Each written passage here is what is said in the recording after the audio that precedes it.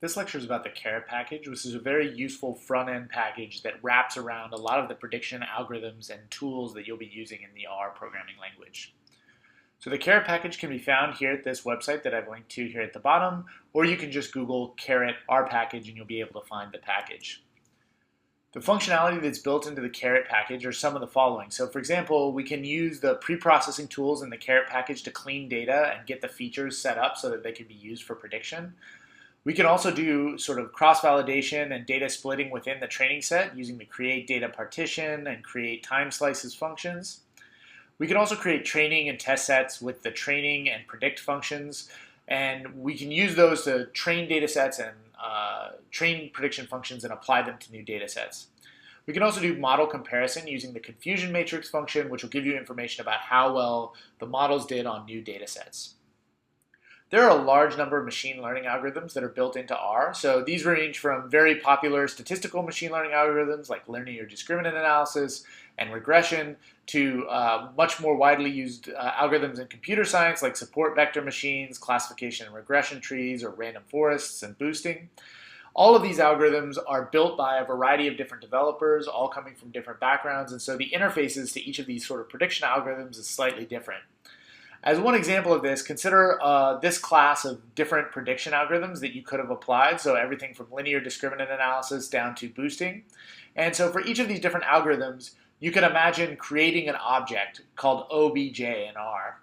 That object will have a different class, say a linear discriminant analysis or GLM and so forth.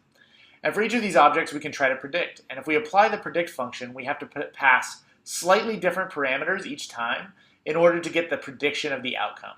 So for example, from the GLM package, we have to say type equals response to get the prediction of the response from that model fit.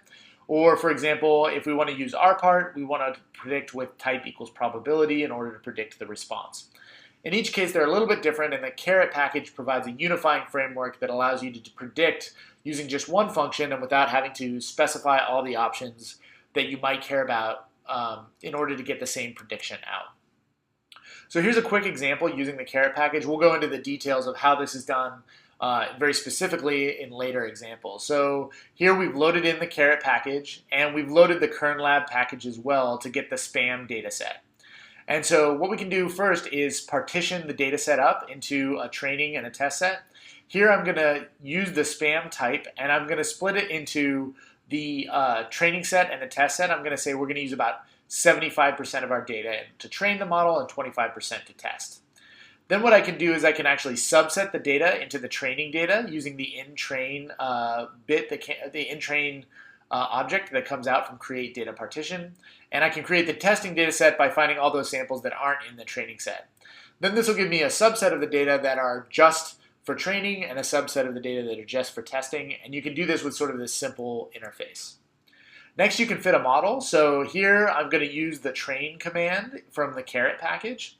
And so again, I'm trying to predict type, and I use the tilde and the dot to say use all the other variables in this data frame in order to predict the type. And I tell it which data set I want to build the training model on. And so in this case, the training data set that we created on the previous slide. And then I just tell it which of the methods that I'd like to use. And so you can use GLM, or you can use a bunch of other different models.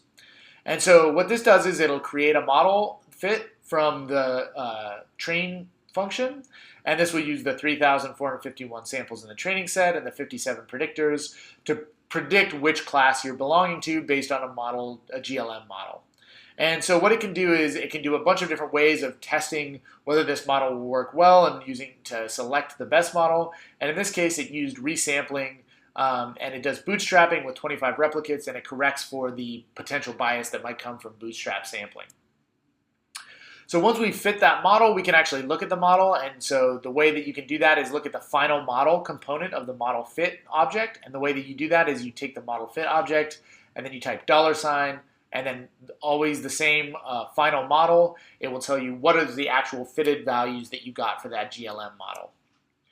Then you can predict on new samples by using the predict command. Again, it's a unified framework, so we just type predict. We pass it the model fit object that we got from the train function in Caret, and we pass it which data we'd like to predict on. So in this case, the new data is the testing data. When you do that, it'll give you a set of predictions that correspond to the responses, and you can use those to try to evaluate whether your model fit worked very well or not. One way that you can do that is by calculating the confusion matrix. So that's using this confusion matrix function. And so note the capital M here. Don't miss that when you're typing confusion matrix. Then you pass it the predictions that you got from your model fit, and then the actual outcome on the testing sample. So in this case, it was the type, whether it was a spam or a ham message.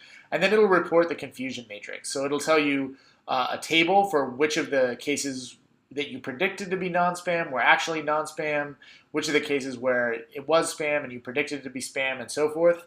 And then it gives you a bunch of summary statistics. So for example, the accuracy, a 95% confidence interval for the accuracy, and then a bunch of information about how well they correspond in other categories. So for example, the sensitivity and the specificity of that.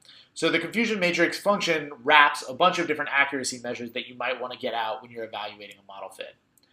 For a lot more information about Caret, we're going to cover a lot of it in this class in terms of how do you actually apply the Caret package. But I found that these tutorials are actually very nice, and they can be very useful for covering material that we don't cover in this class.